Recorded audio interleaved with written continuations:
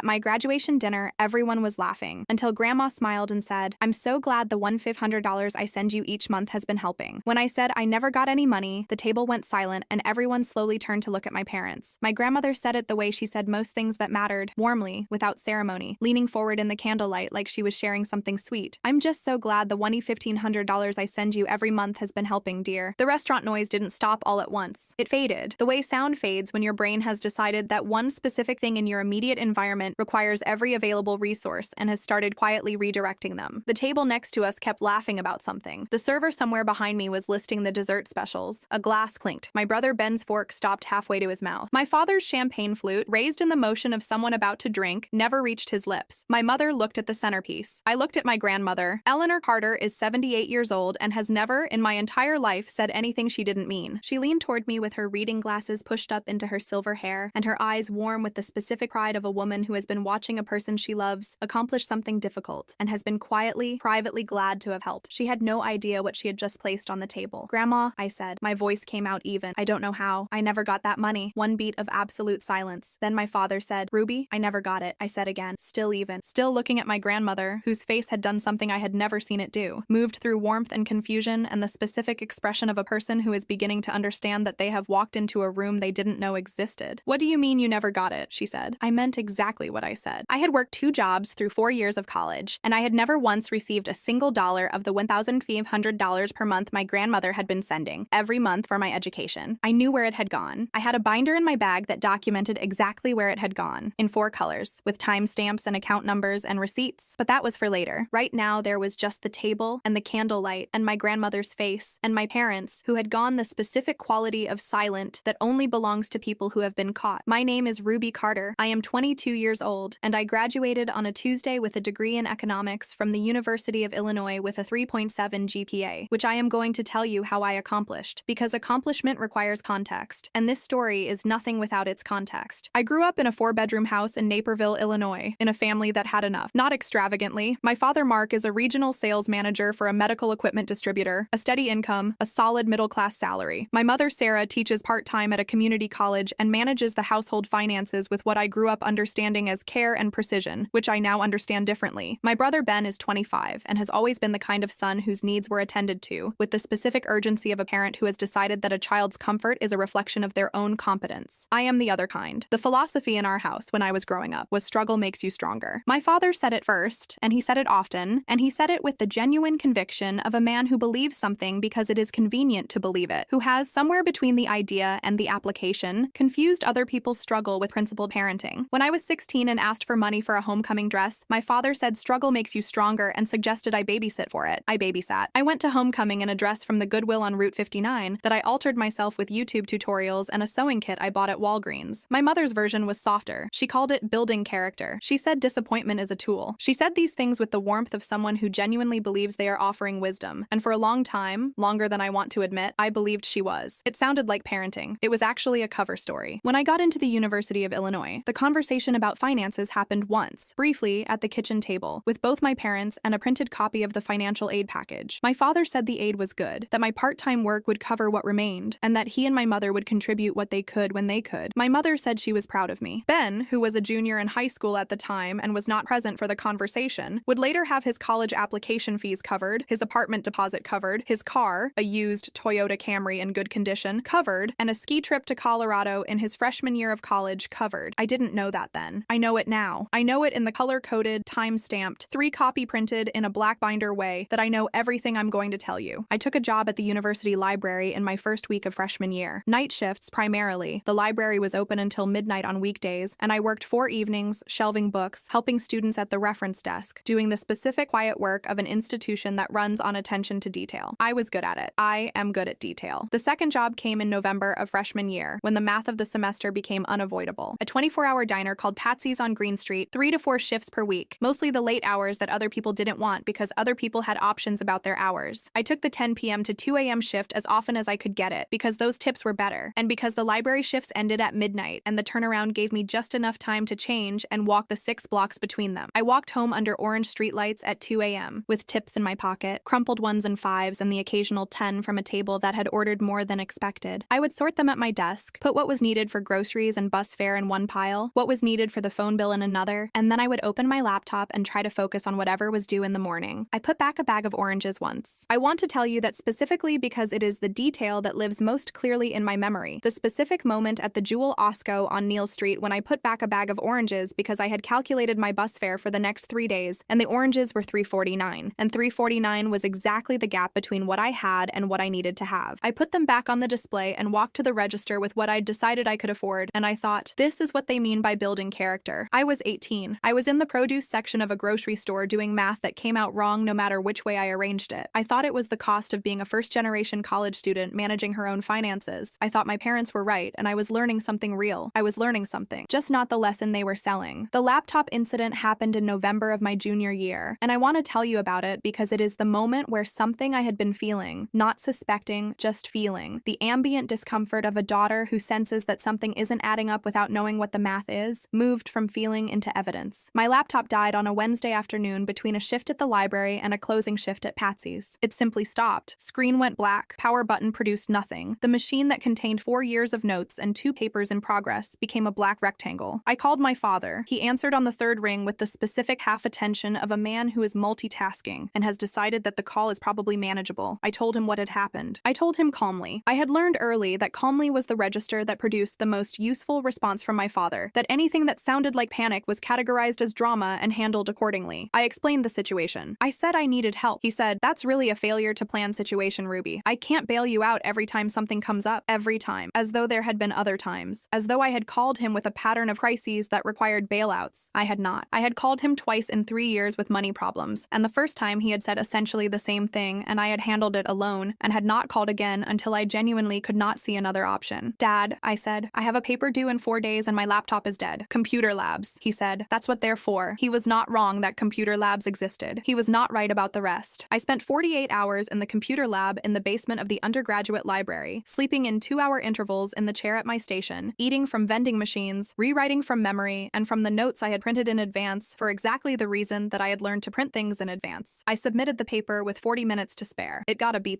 which I consider one of my more significant academic achievements given the circumstances. That same week, my parents bought an espresso machine. I didn't know that then. I know it now. The house sitting happened in March of senior year. My parents were going to a wine festival in Galena for a long weekend, 4 days, Thursday through Sunday, and they needed someone to water the plants, collect the mail, make sure the house didn't have any issues while they were gone. They asked me because I was close, because I was responsible, and because asking me cost nothing. I said yes. I drove to Naperville on Thursday afternoon and let myself in with the key I'd had since high school. The house was quiet in the way of a house whose regular occupants have left, that specific organized stillness that isn't emptiness but rather the pause of a place that is waiting for the people who belong in it to return. I watered the plants. I collected the mail. I put my bag in my old bedroom, which my mother had converted to a craft room in my sophomore year because I wasn't using it, with a folding cot in the closet for when I visited. On Friday morning, I sat at my father's desk in his home office to use the printer. My phone needed a document printed for a meeting the following week, and the office had the good printer, the one that didn't smear. My father's laptop was open. He had left it logged in. He had, as he always did with his devices at home, saved all his passwords in the browser's password manager because he found it convenient. The banking portal for their joint account was in the browser history, one click from the history menu. I didn't open it immediately. I want to be honest about this. I sat at that desk for approximately 4 minutes with my phone in my hand and the document I needed to print already sent to the queue, looking at the browser history, deciding whether I was going to do what I was considering doing. I had been building a version of my family's finances in my head for years, not consciously, just the ambient accounting that accumulates when you are a person who is good with numbers and who exists in proximity to a financial situation that doesn't quite make sense. The espresso machine, the fact that Ben had a car, the fact that my parents had taken a wine vacation to Galena while I was eating vending machine food in a computer lab. I opened the banking portal. I was in my father's home office from 9:14 a.m. to 11:52 a.m. What I found in those 2 hours and 38 minutes reorganized my understanding of the last 4 years more completely than anything that had come before. The deposits from Eleanor Carter arrived on the 15th of every month. $100 every month. $1,500 sent by my grandmother for my education, labeled in the transaction description with a note that said, "For Ruby's college expenses." She had apparently written that note herself at whatever interface she used to make the transfer, with the specific intention of a woman who wanted the money's purpose to be unambiguous. It was unambiguous. It was also redirected within days of every arrival. I built the picture slowly, because slowness was what the situation required, not the slowness of someone who is struggling to understand, but the deliberate pace of someone who knows that what they are seeing is going to need to be documented, and that documentation situation requires seeing it completely before you react to any part of it. Month 1, freshman year, $2,500 deposit from Eleanor Carter. 4 days later, a designer handbag from a Nordstrom charge, $387. A steakhouse dinner, $210. 2 days after that, a transfer to Ben's account, $400. Month 3, $1,500 deposit. Days later, spa weekend at a hotel in Wisconsin, $640. Golf supplies, $290. Month 7, the month I couldn't afford the art history textbook and failed the class. The month I called the financial aid office and the library and 2 campus resource centers trying to find a way to cover $220. Deposit from Eleanor Carter, $1,500. 5 days later, concert tickets, $310. Restaurant, $180. Month 14, the month my laptop died. The month I spent 48 hours in a computer lab. Deposit from Eleanor Carter, $2,500. 4 days later, espresso machine, $340. Transfer to Ben's account, $600. I sat in my father's office chair and made a list in the Notes app on my phone. The list had 4 categories. Green, deposits from Grandma Eleanor. Pink, expenditures on luxury items and entertainment. Blue, transfers to Ben. Yellow, household expenses that could plausibly have been covered by my parents' own income, but were, in fact, covered with the month's deposit from Eleanor Carter within the same billing cycle. It took me most of the morning to be sure I was reading it correctly. I am a person who double-checks her math. I checked it 3 times. $72,000. 4 years. $1,400 per month for the months I could access, plus the first year of records that had scrolled past the portal's accessible history, but that I could estimate from the pattern. $72,000 sent by my grandmother to support my education, which had instead supported a spa weekend and a golf subscription, and Ben's Toyota Camry, and an espresso machine purchased in the same week. I spent 2 days in a basement computer lab rewriting a paper from memory. I sat in the chair for a while after I finished the list. My hands were flat on the desk, not shaking. I want to be precise about this because shaking would have been the dramatic response, and what I felt was not dramatic. It was more like the specific stillness that arrives when something enormous lands and your body decides, before your mind has fully processed it, that stillness is the correct response. Then I went to the printer and collected the document I had come for. Then I went to Walgreens and bought a black binder, color-coded tab dividers, and 3 packs of printer paper. Then I came back and printed everything. I want to tell you about the people who helped me over the following 3 weeks, because I did not do what came next alone, and the people who helped me deserve to be named accurately. The first call I made was to Professor Diana Lamb. Diana Lamb has been my academic advisor and, more relevantly, a professor of financial economics at the University of Illinois for 14 years. She is small, precise, and possessed of a specific quality of attention that makes you feel, when she is focused on your problem, that your problem is being seen from every angle simultaneously. I had been in her seminar for 2 semesters and had done well there, and she had written one of my graduate school recommendation letters, and I trusted her in the specific way of someone who has watched a person operate under pressure and found them exactly what they appeared to be. I called her on Saturday morning from my parents' driveway and asked if I could come see her Monday. "Is something wrong?" she said. "I found something," I said, "and I need to understand what I'm looking at before I decide what to do with it." She was quiet for a moment. "Come at 10, she said. "Bring everything." I came at 10 on Monday with the black binder, which now had 4 color-coded sections and a summary page, and I sat across from Professor Lamb in her office and walked her through it the way I had walked through it at the desk in my father's office, slowly, precisely, in chronological order. She asked 3 questions during the entire presentation. She did not offer opinions or interpretations while I was presenting. She waited. When I finished, she looked at the summary page for a long time. "What you've documented here," she said, "is a pattern of financial misconduct involving funds that were specifically designated for your benefit and redirected without your knowledge." She paused. "Has any of this money ever been characterized to you as a family contribution to household expenses? Has your grandmother ever been told the money was going to family expenses rather than specifically to you?" "No," I said. "She called it for Ruby's education every month." "Then the misdirection was deliberate," she said, "not a misunderstanding about how the money was being managed." "Yes," I said. She looked at the binder, then at me. "What are you planning to do with this?" "I'm going to tell my grandmother," I said, "before anything else. She's the one who sent it." "That's the right order," Professor Lamb said. "And then I'm going to let her decide what she wants to do." She nodded slowly. "You may also want to speak to a financial counselor or attorney about your options, in case you want to pursue formal recovery of what should have been yours." I wrote down the name she gave me. Kevin Marsh, certified financial counselor and family estate specialist, 20 years in practice, whom Professor Lamb described as someone who had handled situations involving diverted family funds before, and who was, in her assessment, exactly the kind of person I needed. I called Kevin Marsh that afternoon. He had an opening the following Wednesday. I took it. I went to my grandmother first. Eleanor Carter lives in a house in Oak Park that she and my grandfather bought in 1974, and that my grandfather left to her when he died 11 years ago, and that she has maintained with the specific care of a woman who considers the place where she lives an expression of the life she has built. She gardens, she bakes. Her kitchen table is the place in my family where things that matter have always been discussed, over tea that she makes in a ceramic pot she bought on a trip to England in 1989 fine and that she considers the correct vessel for tea. I arrived on a Tuesday morning. She had tea ready. I sat down and set the binder on the table between us. Grandma, I said, I need to show you something. She looked at the binder, then at me. She has the specific perceptive quality of a woman who has been paying attention for 78 years, and she reads rooms the way people read rooms when they have spent decades being the person other people come to when something is wrong. Show me, she said. I showed her. She didn't speak while I walked her through it. She turned pages. She looked at the green column, her deposits, and the pink column, and the blue column, and the yellow column. She looked at the summary page. She looked at the month I couldn't afford the textbook and failed the class, where her deposit and the concert ticket charge existed in the same billing cycle. One tear landed on the saucer. I did not say anything. She closed the binder. She sat with her hands flat on it for a moment. What do you want me to do? She asked. The question was direct and without performance. The question of a woman who has assessed a situation and is offering agency to the person who has been harmed by it. Keep sending the money, I said, but change the account. I slid her a napkin. On it, I had written the routing number and account number for a savings account I had opened at a different bank the previous Friday, in my name only, with $47, the amount I had in my pocket the day I'd decided I was done. She looked at the napkin. She picked it up. Her hand didn't shake. Done, she said. She poured more tea. We sat at her kitchen table for another hour, talking about my graduation and my plans and the graduate school application I was working on. She asked about the program. She asked if I was excited. She was warm in the specific way she had always been warm. Present, interested, without the managed quality of warmth that performs itself for an audience. Before I left, she hugged me at the door the way she always does, with both arms. I'm sorry, she said. I should have been talking to you directly. You trusted them, I said. I should have trusted you more, she said. I drove home and called Kevin Marsh. Kevin Marsh has been a certified financial counselor with a specialty in family estate and trust matters for 21 years. His office is in a building on Washington Street in Chicago that has the functional efficiency of someone who has arranged their professional space around the work rather than the impression of the work. No large glass conference table, no unnecessary square footage, a desk, chairs, a window, and an organization system that suggested everything had a place because everything had been thought about. He reviewed the binder in the 20 minutes before our appointment and met me at the door with the expression of a person who has already formed preliminary conclusions and is ready to discuss them. What you've documented, he said, constitutes a diversion of gift funds. Your grandmother designated these funds explicitly for your educational support. The fact that they were routed through your parents' joint account doesn't legally make them your parents' money. The intent and designation are documented in the transaction notes. Is that recoverable? I asked. Depends on what you mean by recoverable, he said. You're not going to take your parents to civil court in most cases like this because the cost and the relationship damage typically exceed the benefit. But there are other forms of accountability. He paused. The more relevant question, in my experience with these situations, is whether your grandmother has been fully informed and whether she wants to take action regarding her broader estate arrangements. She knows, I said. She's already changed the account. He nodded. Then the question is how far she wants to take it. He gave me two names. The first was his colleague, Teresa Okonkwo, a state attorney, 16 years, who handled situations involving diverted inheritance and gift funds, and who would be able to advise my grandmother on her legal options regarding the people who had misdirected her money. The second was a financial counselor at the university's Student Services Office, who could help me retroactively document my educational expenses and potentially access relief funds I might have qualified for, but hadn't known about. I wrote both names down. I used both of them. 2 weeks after my visit to my grandmother's kitchen table, my parents threw me a graduation party. I want to say that again because I want you to understand the specific texture of the situation. 2 weeks after my grandmother changed the account, after she had turned every page of the black binder and watched the evidence of 4 years' land in the right place, my parents organized a party at the Naperville Country Club for 30 guests, with a catered buffet and a bar and a decorative graduation cap on the dessert table. They invited my grandmother. I think about this. I have thought about it many times in the months since, and I cannot decide whether they were confident that she hadn't told them about our Tuesday, or whether they had spoken to her and she had given nothing away, or whether they had simply decided that the best way to manage what might be coming was to be preemptively public about their pride in me. My father gave a speech. He stood at the front of the private dining room with a champagne flute and 30 guests and the specific confidence of a man who has spent years being the authority in his own household and who considers himself genuinely a good father. He talked about hard work. He talked about perseverance. He talked about what it meant to raise a self-sufficient daughter, about the value of doing things on your own, about the character that struggle builds. He accepted the applause like he had written my thesis. I stood near the back of the room, beside my brother Ben, who was looking at my father with the slightly glazed expression of someone who has not yet connected the threads of what is about to happen. Then my grandmother stood up. She is not a theatrical person. She does not make speeches for the performance of them. When Eleanor Carter speaks in a room, it's because she has something to say and has decided to say it, and the saying of it doesn't require staging or announcement. She simply stood, and the room went quiet in the way rooms go quiet when the oldest person in them decides to speak. I'd like to say something, she said. Her voice was warm. The room was warm. 30 people held their champagne glasses and smiled smiled at my grandmother, who was going to say something sweet about her granddaughter's graduation. I'm so proud of Ruby. She has worked so hard, and that has always been clear to me. She smiled at me across the room. That's why I was happy to help. I'm glad the $1,500 I've been sending every month helped you get through it, dear. She said it the same way she had said it at the restaurant, warmly, without ceremony, like sharing something sweet. This time, I was ready. The room shifted, not dramatically, more like the specific physical change that a room makes when its emotional weather changes and everyone feels it before they know why. My Aunt Carol across the room stopped mid-sip. My cousin Devin, who I liked and who had always been kind to me, looked from my grandmother to me and then to my parents in the specific sequence of someone doing rapid contextual math. My father was already composing his face into the expression he uses when a situation requires management. I looked at my grandmother. I never got it, Grandma, I said. Gasps. They started at the table nearest my grandmother and moved outward the way sound moves in a room. Not all at once, but in a wave, as each person processed what they'd heard and passed the information to the next awareness. My Aunt Carol's mouth opened, stayed open. My father stepped forward. The expression that arrived on his face was the one I had been watching him use my entire life. The expression of a man who is about to reframe a situation as a misunderstanding and is confident he can do it. Ruby, his voice was modulated, even, the voice he uses in difficult conversations where he needs to be the adult. We talked about this. It was a misunderstanding with the accounts. The money went to household expenses that supported your— I reached into my bag. I set the black binder on the nearest table. Not dramatically, the way you set down a document that needs to be seen. The room watched me open it. Green, I said, is Grandma's deposits. $54,000 in the records I could access. $72,000 total estimated from the pattern. I turned to the next tab. Pink is spa weekends, designer clothes, restaurant charges, golf supplies. Another tab. Blue is money sent to Ben. I looked at my brother. Your car deposit. Your apartment deposit. Your ski trip. Ben had gone the color of old paper. He was looking at the blue highlighted pages with the expression of someone who is receiving information that reorganizes the last 4 years of his understanding of his own life. My car, he said quietly. Not to me, to himself, or to the room, or to nobody in particular. My apartment deposit. My mother couldn't look at him. She was staring at the table. I had watched my mother manage difficult situations my entire life. The specific composure of a woman who has decided, consistently and across many years, that the way through an uncomfortable thing is to appear above it. She could not find that composure. The binder was on the table in front of 30 people, and there was no appearing above a binder. My father said, "This is a private family matter, and I think we should—" You gave a speech, I said, in front of 30 people, about the value of self-sufficiency and what you taught me about hard work. This seems like the right room. He stopped. My grandmother had been watching the room with the expression of a woman who has already done her accounting and is now watching other people do theirs. She reached into her bag, her phone. My father's eyes went wide in the specific way of someone who has identified a variable they cannot control. Eleanor, he said. She dialed. The room was completely quiet, the kind of quiet where 30 people are collectively holding breath they didn't decide to hold. It rang twice. David, she said when her attorney answered. David Horton, a state attorney. I had looked him up because my grandmother had mentioned his name once, and I am a person who looks things up. 33 years in estate and trust law, the firm on Ontario Street that my grandmother had used for a decade. Close the joint account with my daughter. Begin reviewing every asset I've co-signed for Mark and Sarah. I'd like to see the full list of what I've authorized them to access, and then I'd like to start the process of removing them as beneficiaries from my will. The gasp that moved through the room was the kind that only happens when 30 people process the same information simultaneously and find it equally large, a collective intake of 30 separate breaths. Understood, David Horton said. His voice was audible in the silence of that room, the specific voice of a man who has been an attorney for 33 years and has learned that his job in moments like this one is to be unflappable. Consider it done. My grandmother put her phone in her bag. She looked at my father for one moment, not with anger, with the specific expression of a woman who has made a decision and is looking at the thing that caused her to make it. Then she looked at me. I picked up my bag. I walked across the private dining room of the Naperville Country Club, past my cousin Devin, who reached out and briefly touched my arm as I passed, past my Aunt Carol, who was still sitting with her mouth slightly open, past 30 people who were very still and very quiet, and I walked out the door into the parking lot where the May afternoon was bright and specific, and entirely outside the walls of that room. I didn't look back. There was nothing in that room that required a look back. The truth was already standing where everyone could see it, color-coded, time-stamped, printed in 3 copies, and impossible to explain with the word misunderstanding.